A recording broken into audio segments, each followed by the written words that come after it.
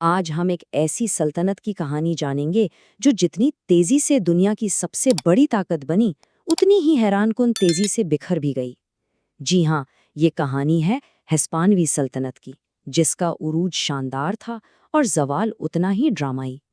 ذرا ان نمبرز پر ایک نظر ڈالیں۔ ایک طرف ہسپینی سلطنت جو 5 ملین مربع میل پر پھیلی تھی، یعنی 2 براعظموں پر راج تھا، اور دوسری طرف آج کا اسپین، صرف 1,95,000 مربع میل کا ملک۔ یہ فرق ہی اپنے آپ میں ایک پوری کہانی ہے۔ تو سوال یہی پیدا ہوتا ہے کہ آخر یہ سب ہوا کیسے؟ ایک چھوٹا سا ملک، دنیا کی پہلی گلوبل سپر پاور، اور پھر سب ختم، وہ بھی صرف چند سالوں میں۔ آئیے اس کہانی کی تہ تک چلتے ہیں اور ان سوالوں کے جواب ڈھونڈتے ہیں۔ تو چلیے کہانی شروع کرتے ہیں 15ویں صدی سے۔ یہ وہ وقت تھا جب اسپین کی تاریخ ایک فیصلہ کن موڑ لے رہی تھی۔ اسپین جیسا آج ہم اسے جانتے ہیں ہمیشہ سے ایسا نہیں تھا۔ صدیوں تک یہاں مسلم حکومت رہی، پھر شروع ہوئی ریکنکستا، یعنی علاقے کو واپس فتح کرنے کی ایک لمبی مہم، اور آخرکار 1492 میں 2 بڑی عیسائی ریاستیں شادی کے ذریعے ایک ہوئیں، اور انہوں نے آخری مسلم حکومت غرناطہ کو بھی ختم کر دیا۔ یہیں سے ایک متحد اسپین کی شروعات ہوئی۔ اب اسپین متحد تو ہو گیا تھا، لیکن ایک بڑا مسئلہ تھا۔ اس وقت تجارت کا مطلب تھا ایشیا کے مسالے اور دولت، اور ان سب راستوں پر قبضہ تھا اس کے پڑوسی پرتگال کا۔ تو اسپین کو کچھ الگ کرنا تھا، کوئی بالکل نیا راستہ ڈھونڈنا تھا۔ اور یہی انٹری ہوتی ہے کرسٹوفر کولمبس کی۔ اس کا ایک آئیڈیا تھا، تھوڑا عجیب لیکن دلچسپ۔ اس نے کہا، ایشیا جانے کے لیے افریقہ کا چکر کیوں کاٹنا؟ دنیا تو گول ہے، سیدھا مغرب کی طرف چلتے ہیں اور ایشیا جلدی پہنچ جائیں گے۔ اسپین کے بادشاہ اور ملکہ نے اس کی بات مان لی اور پیسے دے دیے، لیکن 1492 میں کولمبس ایشیا نہیں پہنچا تھا۔ اس نے غلطی سے ایک پوری نئی دنیا دریافت کر لی تھی، یعنی امریکہ، اور اس ایک غلطی نے دنیا کی تاریخ بدل کر رکھ دی۔ تو ٹھیک ہے، یہ دریافت تو ایک حادثہ تھی، لیکن اسپین نے اس حادثے کو ایک سنہرے موقع میں بدل دیا۔ یہیں سے شروع ہوئی فتح اور بے حساب دولت کی کہانی۔ اسپین نے اپنے کانکسٹاڈور یعنی فاتحین کو نئی دنیا بھیجا۔ یہ لوگ تعداد میں بہت کم تھے، لیکن انہوں نے میکسیکو کے ایزٹیک اور پیرو کی انکا جیسی بڑی بڑی سلطنتوں کو گرا دیا۔ اور ان کی جیت کا سب سے بڑا راز جانتے ہیں کیا تھا؟ تلواریں نہیں، بلکہ بیماریاں، یورپی بیماریاں جن کا مقابلہ وہاں کے لوگ نہیں کر سکتے تھے، اور لاکھوں کی تعداد میں مارے گئے۔ لیکن فتح سے بھی بڑی چیز تھی دولت، بے تحاشا دولت۔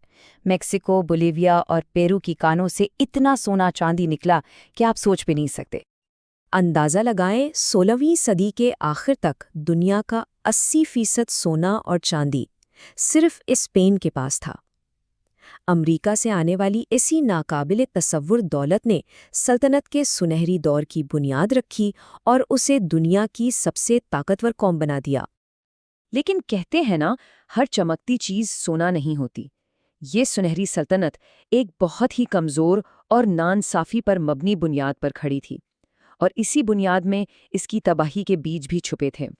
کالونیز میں ایک عجیب سماجی ڈھانچہ بن گیا تھا۔ سب سے اوپر تھے پیننسولاریس، یعنی وہ اسپینی جو اسپین میں پیدا ہوئے اور یہاں حکومت کرنے آئے۔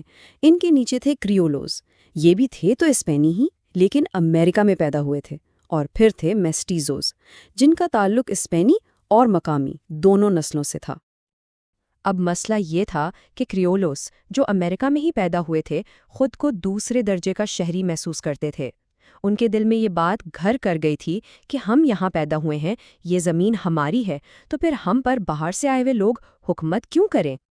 تو یہ اندرونی غصہ اور تناؤ ایک بارود کے ڈھیر کی طرح تھا۔ اسے بس ایک چنگاری کی ضرورت تھی، اور یہ چنگاری آئی، لیکن امریکہ سے نہیں، بلکہ ہزاروں میل دور، یورپ سے۔ ہوا یہ کہ 1808 میں فرانس کے نیپولین نے اسپین پر حملہ کر کے قبضہ کر لیا۔ اسپین میں مرکزی حکومت کمزور پڑ گئی اور کالونیز کو اپنا موقع مل گیا۔ جب بادشاہی نہیں رہا تو وفاداری کیسی؟ یہی سوچ کر انہوں نے بغاوت کا جھنڈا بلند کر دیا۔ اور اس کے بعد تو جیسے ایک سلسلہ شروع ہو گیا، ایک کے بعد ایک پورے لاطینی امریکہ میں آزادی کی لہر دوڑ گئی۔ ارجنٹائن، چلی، کولمبیا، میکسیکو، پیرو، سب نے اپنی آزادی کا اعلان کر دیا۔ ذرا اس بات پر غور کریں، 400 سال پرانی سلطنت صرف 8 سال کے اندر اندر ختم ہو گئی۔ یہ تاریخ کے سب سے تیز ترین زوالوں میں سے ایک تھا۔ 19ویں صدی کے آخر تک اس عظیم سلطنت کے پاس صرف چند جزیرے باقی رہ گئے تھے، اور پھر 1898 میں امریکہ کے ساتھ ایک جنگ ہوئی جس نے تابوت میں آخری کیل بھی ٹھونک دی۔ کیوبا، پورٹو ریکو، فلپینز، یہ سب بھی ہاتھ سے چلے گئے، اور بس دنیا کی پہلی گلوبل سپر پاور 400 سال کی حکمرانی کے بعد واپس ایک عام یورپی ملک بن کر رہ گئی۔ تو آخر میں سوال یہ بچتا ہے کہ جب ایک 400 سال پرانی سلطنت ختم ہوتی ہے تو پیچھے کیا رہ جاتا ہے؟ سیاسی طور پر تو سلطنت ختم ہو گئی، لیکن اس کی زبان، اس کا کلچر، اس کا مذہب آج بھی لاطینی امریکہ سے لے کر فلپینز تک کروڑوں لوگوں کی زندگی کا حصہ ہے۔ سلطنتیں ختم ہو جاتی ہیں، لیکن ان کے نشان باقی رہ جاتے ہیں۔